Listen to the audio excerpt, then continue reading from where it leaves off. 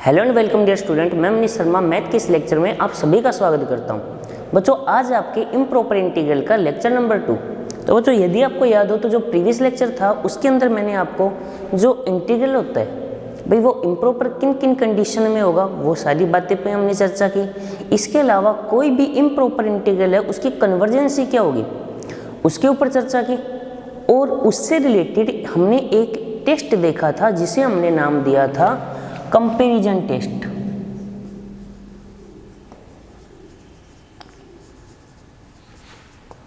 इस टेस्ट की क्या प्रोसेस रहेगी वो हमने पढ़ी है।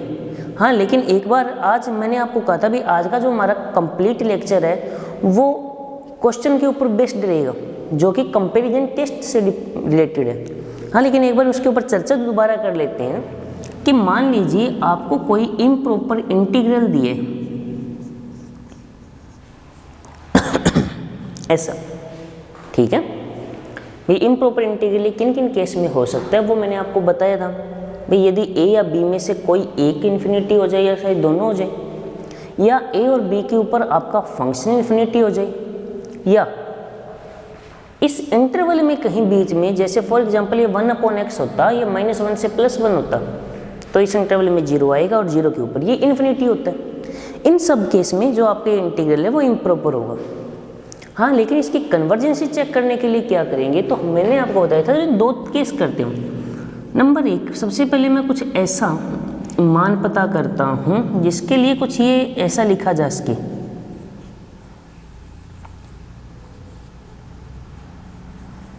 भाई यदि मैं उस फंक्शन से ही रिलेटेड उसके जैसा कुछ ऐसा फंक्शन ज्ञात कर पाऊँ जिससे आपका जो क्वेश्चन वाला फंक्शन है वो उससे सदैव क्या रहे, छोटा रहे, सदैव क्या रहे, छोटा रहे, तो बच्चों उस केस में हम इसे चेक करेंगे। यदि ये कन्वर्जेंट है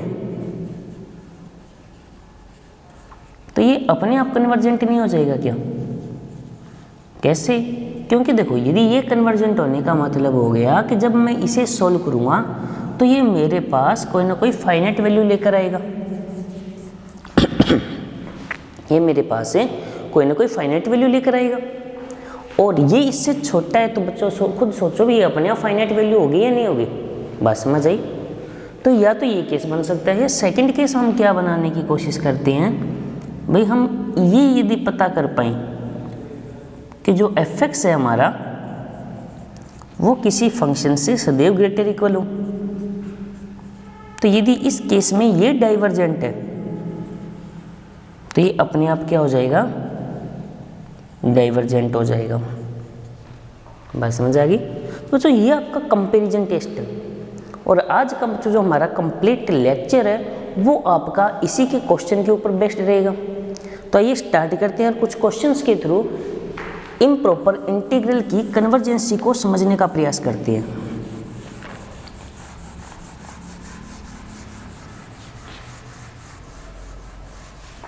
देखिए, ध्यान से समझने की कोशिश करो। तो जो आपकी बुक का ही एग्जाम्पल है कि 0 to infinity e⁻⁻x² dx। ये अब कुछ बच्चों के माइंड में देखो सवाल आएंगे कि हम कंपैरिजन टेस्ट क्यों लगाएं, क्या मैं इसको सीधा नहीं कर सकता?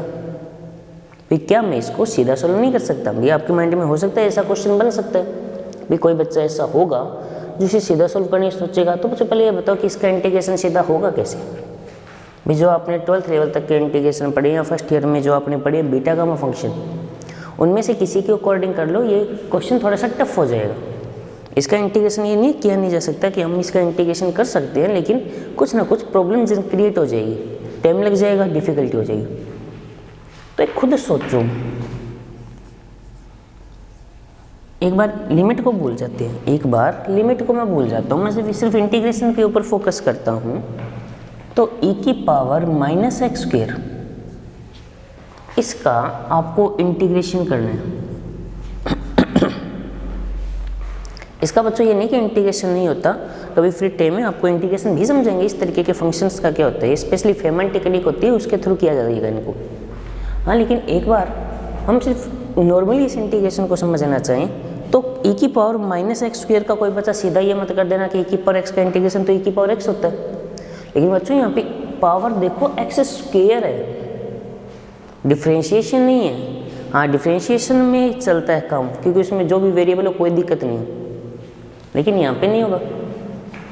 तो यदि इसके साथ x होता, खुद सोचो, तो इंटीग्रेशन इजी नहीं हो जाता क्या? कि फिर इसी में यदि t मानूं, इसमें 2 का मल्टीप्लाई डिवाइड कर दो, ये क्या हो जाता dt, तो ये बन जाता 1/2 e की पावर माइनस टी dt। इसका फिर डायरेक्टली इंटीग्रेशन हो जाता कुछ ऐसा। बस समझ आई? ये बच्चों आपको समझ में आनी चाहिए, सोचना पड़ेगा आपको कि हाँ भाई मैं इसमें क्या चेंज करूँ कि इंटीग्रेशन इजी हो जाए, कुछ प्रोसेस ऐसी बन जाए जो कंपैरिजन टेस्ट के अकॉर्डिंग हो, कुछ ऐसा। यानी मुझे क्या करना पड़ेगा? देखो, यदि आपको कल वाला एग्जाम्पल याद हो, प्रीवियस लेक्चर वाला, तो मैंने आपको उसमें बताया था कि हमने उसमें से cos x को रिमूव किया था या नहीं किया था? अभी तक शायद cos x upon 1 plus x square था। हमने क्या किया, अभी हम जानते हैं कि cos x always less equal 1 होता है, तो मैंने क्या किया, cos x को रिमूव करके वहाँ पे 1 लगाया। तो वो अब आपकी सोच पर डिपेंड करेगा कि आपको वहाँ पे कुछ लगाना है या कुछ हटाना है। भाई इंटीग्रेशन इजी बन जाए, ठीक है, इंटीग्रेशन इजी बन जाए, उसके लिए हम कुछ एक्स्ट्रा प्लस भी कर सकते हैं, कुछ एक्स्ट्रा माइनस भी कर सकते हैं, हटा सकते हैं। हाँ, लेकिन उसकी कुछ फिक्स वैल्यू के अकॉर्डिंग हटेगा, ठीक है। तो मैं क्या करता हूँ, इसमें x का मल्टीप्लाई करूँगा, लेकिन x का जब मैं मल्टीप्लाई करूँगा तो क्वेश्चन में क्या चेंज होगा, तो क्वेश्चन में क्या चेंज होगा वो देखो बच्चों। देखो, अब अभी भी सोचने वाली बात है कि जो लिमिट है वो 0 टू इन्फिनिटी है, यानी x यदि मैं 0 टू इन्फिनिटी के बीच लूँगा तो 0 टू 1 और 1 टू इन्फिनिटी में इसको मुझे तोड़ना पड़ेगा, यानी मुझे इसे लिमिट को भी टुकड़ों में लिखना पड़ेगा, 0 टू 1 और 1 टू इन्फिनिटी। अब आपके माइंड में फिर नया ख्याल जनरेट होगा, ऐसा क्यों? फिर नई चीज़ें दिमाग में आएगी, ऐसा क्यों किया सर, क्यों किया? क्योंकि यदि आपको याद हो, हम जो फंक्शन बनाते हैं वो या तो लेस इक्वल बनता है या ग्रेटर इक्वल बनता है, बनता है या नहीं बनता। और आप ये देखिए, जैसे फॉर एग्जाम्पल जो कुछ सोचो, जैसे 5 है, 5 में मैं 0.2 का मल्टीप्लाई करता हूँ तो कितना आएगा 1, यानी जो रिजल्ट आया वो 5 से क्या आया, छोटा। 1.1 का मल्टीप्लाई करूँगा तो आएगा 5.5, बड़ा आया। यानी बच्चों आप खुद ये समझो कि जब मैं x 0 टू 1 के बीच लेकर इसमें मल्टीप्लाई करूँगा कोई भी, तो जो रिजल्ट है वो इससे सदैव छोटा रहेगा, लेकिन 1 के बाद जब x स्टार्ट होगा तो वो रिजल्ट इससे बड़ा रहेगा। यानी दो अलग अलग केस बन रहे हैं या नहीं बन रहे हैं, पहले ये सोचने की कोशिश करो, दो अलग अलग केस जनरेट हो रहे हैं या नहीं हो रहे हैं। दोबारा बोल रहा हूँ, आराम से समझने की कोशिश करो बच्चों। भाई आपको जो लिमिट दी है 0 टू इन्फिनिटी, भाई 0 टू इन्फिनिटी के केस में हमारे हैं, तो लिमिट के ऊपर जो वैल्यू मैं ले रहा हूँ, भाई मैंने क्या कहा था कि हमें एक ऐसा फंक्शन बनाना है जो या तो लेस इक्वल हो या ग्रेटर इक्वल हो। भाई यही कहा था ना आपको, भाई ऐसा फंक्शन जनरेट करके देना है जो या तो लेस इक्वल बनाए या ग्रेटर इक्वल बनाए। अब आप खुद ये सोचिए कि जब x आपका 0 टू 1 है तब तो वो लेस बनाएगा, 1 टू इन्फिनिटी तो वो ग्रेटर बनाएगा, लेकिन दोनों केस बन रही है, हमें कौन सा चाहिए, एक ही केस चाहिए। बात समझ आई? यहाँ पे दोनों केस बनेंगे, 0 टू इन्फिनिटी के बीच लेस भी बनेगा ग्रेटर भी बनेगा, लेकिन हमें दोनों एक साथ नहीं लेने, हमें एक एक अलग अलग लेने, या तो लेस बने या ग्रेटर बने। तो इसलिए हमने लिमिट को तोड़ दिया, 0 टू 1 और 1 टू इन्फिनिटी। क्यों किया? ये बच्चों खुद जानते हो आप कि जब 0 से लेकर 1 के बीच की कोई भी संख्या लेकर आप, जैसे मान लो 5 है, 5 में आपने 0 से लेकर 1 के बीच की कोई भी संख्या का गुणा करो, कोई भी, जो रिजल्ट आएगा वो 5 से छोटा आएगा, ठीक है। और 1 से बड़ी संख्या कोई भी लो, 1.01 लो, तो रिजल्ट 5 से बड़ा आएगा। इसलिए लिमिट को ब्रेक करेंगे। बस समझ आ गई होगी। अगर बच्चों के माइंड में नहीं आता है कि सिर्फ लिमिट ब्रेक क्यों की जाती है, तो बच्चों आप याद रखना, यहाँ लेस इक्वल हो या ग्रेटर इक्वल हो, दोनों केस नहीं बनने चाहिए, तो इस लिमिट को मैं ब्रेक करूँगा।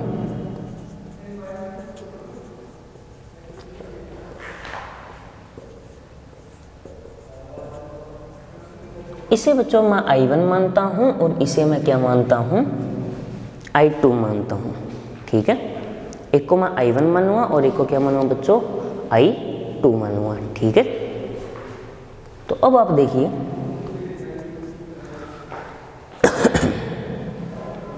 I1 I2 मान लिया। I1 को देखो सबसे पहले आप, I1 है आपका 0 to 1 e की power minus x square D x. I1 क्या है बच्चों आपका 0 to 1 e की पावर माइनस का एक्स स्क्वायर डी एक्स है। ठीक है, तो क्या ये इम्प्रॉपर इंटीग्रल है, क्योंकि यहाँ पे 0 रखूँगा तो 1 रखा तो 1/e, इस इंटरवल में भी ये कभी इन्फिनिटी नहीं जाएगा। इसका मतलब ये इम्प्रॉपर इंटीग्रल ही नहीं है, लिमिट सही है तो ये तो कन्वर्जेंट ही होगा। I1 जो है बच्चों वो हमारा क्या होगा, कन्वर्जेंट होगा, क्योंकि ये तो इन्फिनिटी कहीं भी जा ही नहीं रहा, ना तो लिमिट पे जा रहा है ना उस इंटरवल में जा रहा है, यानी कुछ भी हो इसका रिजल्ट एक फाइनाइट वैल्यू आएगा। चलिए तो बहुत अच्छी बात है। अब आगे आते हैं, अब हमें I2 को चेक करना है। I2 है बच्चों आपका 1 to इन्फिनिटी e की power minus x square D x. ये ऑलवेज लेस होगा 1 to इन्फिनिटी एक्स e की power minus x square D x से।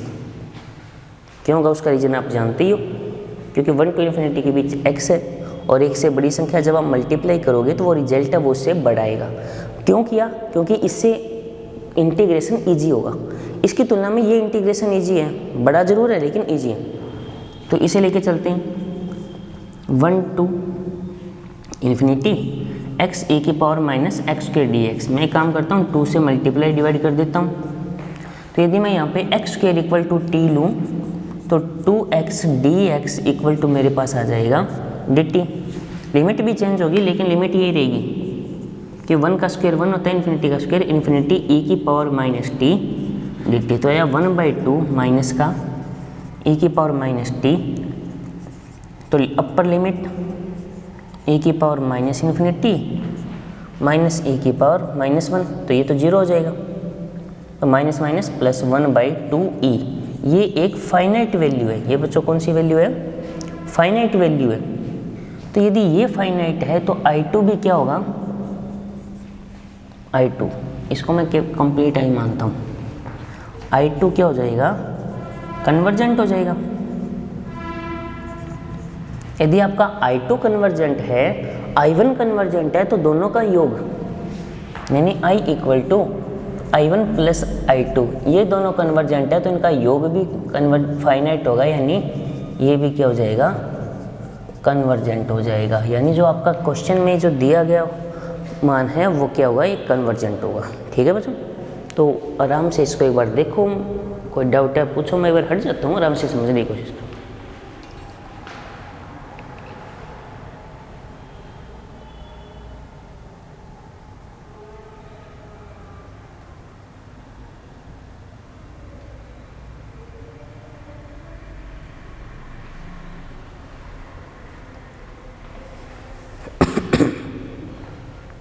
आराम से बच्चों इसके ऊपर फोकस कीजिए। जो जो बातें मैंने लिखी है, यदि उनमें से कोई भी ऐसी बात है जो आपको लग रही है कि हाँ समझ नहीं आई है, जब करके देख लो, स्क्रीनशॉट ले लो इसका।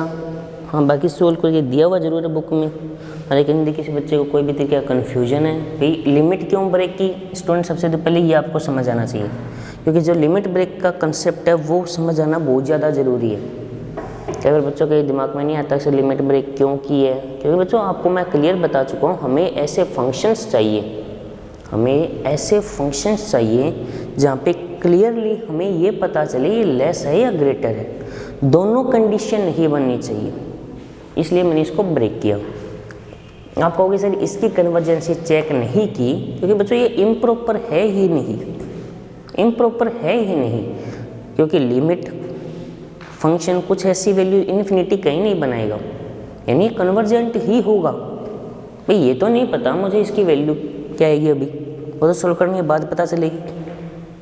हाँ लेकिन एक चीज़ पक्का हम बोल सकते हैं कि ये कन्वर्जेंट ही है।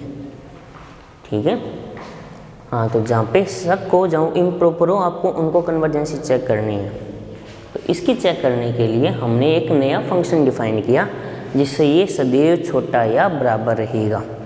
ठीक है, आराम से बच्चों देख लो, कोई डाउट है तो पूछ सकते हो, अदरवाइज हम आगे बढ़ते हैं। नेक्स्ट क्वेश्चन पे आते हैं। देखिए आराम से बच्चों, आपको ये समझ आना जरूरी है कंसेप्ट।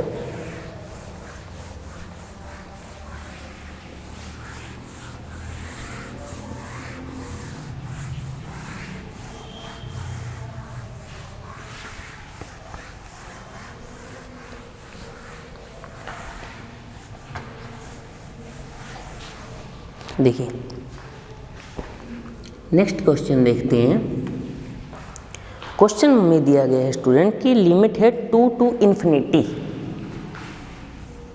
कुछ ऐसा dx upon root X square minus 1, कुछ ऐसा है।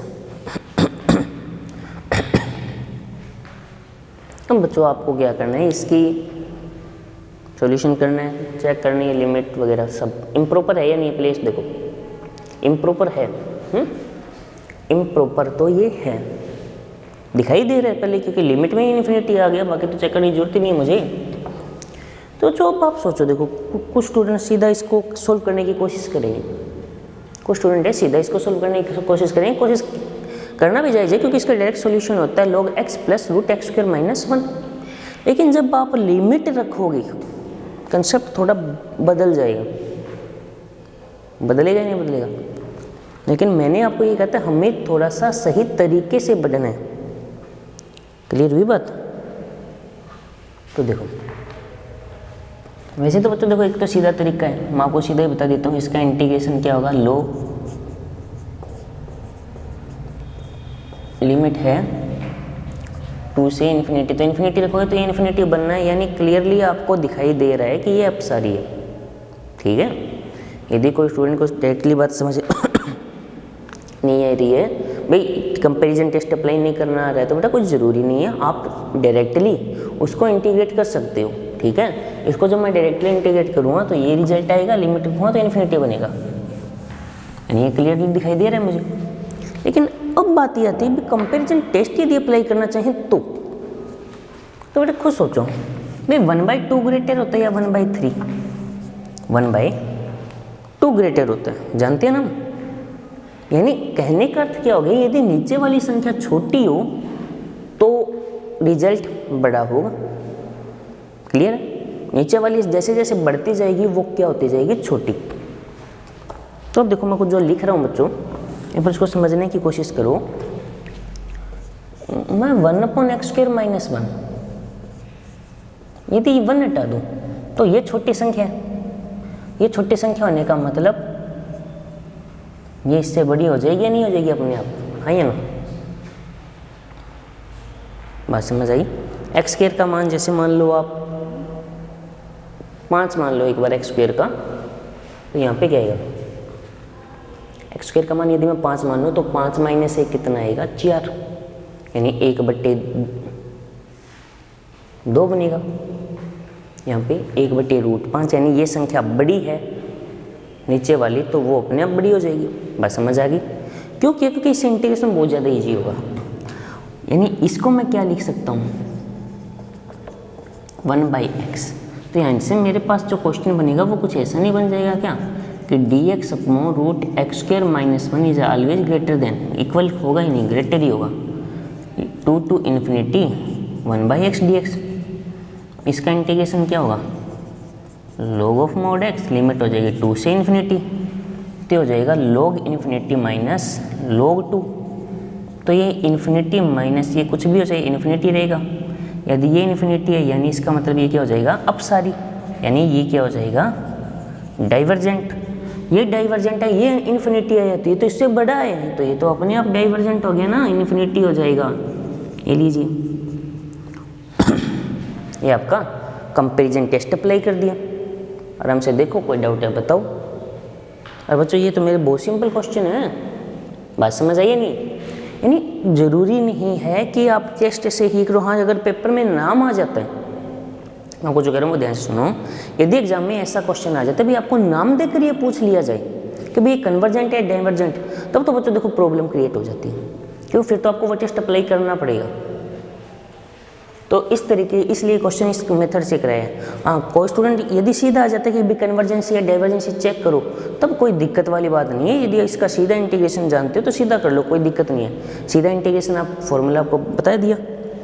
नेक्स्ट और देखो बच्चों, ये क्वेश्चन हो रहा है यहीं कर रहा हूँ, 1 to infinity dx अपॉन, आगे क्या लिखा हुआ है, X square 1 plus E raise to power X, कुछ ऐसा। बच्चों आप खुद सभी जानते हो कि जो ई की पावर एक्स है ऑलवेज ग्रेटर देन 0। इसका मतलब ई की पावर जो 1 प्लस एक्स है वो ऑलवेज ग्रेटर देन 1 होगा, है या ना? भाई जो मैं बात लिख रहा हूँ सही है। कोई बच्चा कैसे इसका डायरेक्टली इंटीग्रेशन, तो बेटा खुद सोचो, इसका डायरेक्ट इंटीग्रेशन काफ़ी दिक्कत वाला हो रहा है। हाँ, नीचे यदि x होता है यहाँ पे तब तो कोई बात बनती है, यहाँ पे e की पावर x का केस होता तो भी कुछ भी किया जा सकता था, ठीक है। लेकिन यहाँ पे सीधा इंटीग्रेशन पॉसिबल नहीं है, तो हमें कंपैरिजन टेस्ट के थ्रू ही आना पड़ेगा एक बार। तो इतना आप सभी जानते हो कि e की power x is always greater then 0। क्यों?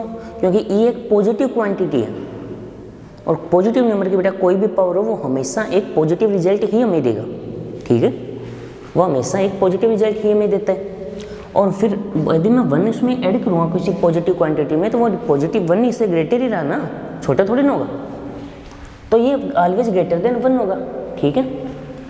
तो अब आप समझो कि भी ये एक्स स्क्वायर में जब मैं 1 प्लस ई की पावर एक्स मल्टीप्लाई करूँगा तो ये हमेशा एक्स स्क्वायर से बड़ा ही आएगा।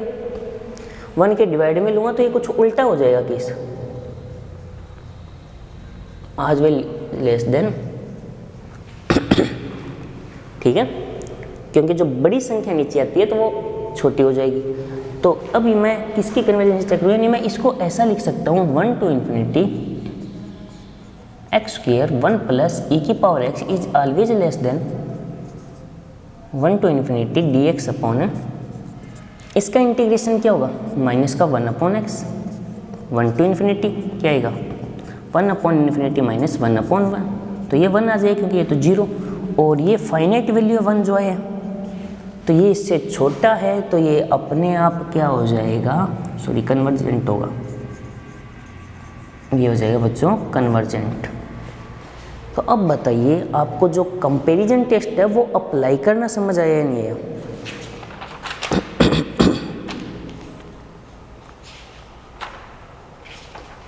टेस्ट कंपैरिजन टेस्ट अप्लाई करना समझ आ गया होगा। तो आज के इस लेक्चर में मैंने आपको सिर्फ कंपैरिजन टेस्ट से रिलेटेड क्वेश्चन बताए हैं। अब आपका काम ये है कि आप कंपैरिजन टेस्ट से आपके बुक्स के जो और क्वेश्चन हैं आप उनके ऊपर प्रैक्टिस कीजिए। बस देखो जितनी ज़्यादा आप प्रैक्टिस करोगे ना उतना ही आपके लिए बेनिफिट है। तो एक काम करते हैं, नेक्स्ट लेक्चर में कुछ और नए क्वेश्चन लेके आऊँगा आपके लिए, ठीक है। जो होमवर्क आपको दूँगा, आपका काम सिर्फ इतना ही है कि आप क्वेश्चन के ऊपर प्रैक्टिस करो। जितनी ज़्यादा प्रैक्टिस करोगे उतना ही आपको कॉन्सेप्ट समझ आता जाएगा। भाई खुद सोचो क्या हटाऊँ कि इससे इंटीग्रेशन ईजी हो जाएगी। भाई कोई बच्चा ये सोच सकता था कि सर आप एक्स स्क्वायर को हटा दो। बच्चों एक्स स्क्वायर को हटा देते कोई दिक्कत वाली बात नहीं है, रिजल्ट वही रहता, क्योंकि 1 से अनंत के बीच है तो 1 से बड़ा ही होगा तो लेस इक्वल ही आता, ये छोटा होता। लेकिन एक्चुअली में 1 अपॉन 1 प्लस ई की पावर एक्स का जो इंटीग्रेशन है वो बेटा कठिन होता है 1 अपॉन एक्स स्क्वायर की तुलना में, ठीक है। 1 अपॉन 1 प्लस ई की पावर एक्स का सीधा मत कर देना log 1 प्लस ई की पावर एक्स, क्योंकि एक्स नहीं है, ई की पावर एक्स है तो थोड़ा चेंज हो जाएगा, ठीक है। तो बस उस तरीके से हटाओ ना जिससे आपके लिए इंटीग्रेशन ईजी रहे, ठीक है। तो जो कंपैरिजन टेस्ट क्लियर है, नेक्स्ट लेक्चर में हम 2 टेस्ट पी और लैम्डा में और साथ में कुछ इसके क्वेश्चन लेके आऊँगा, ठीक है। और तब तक के लिए टेक केयर।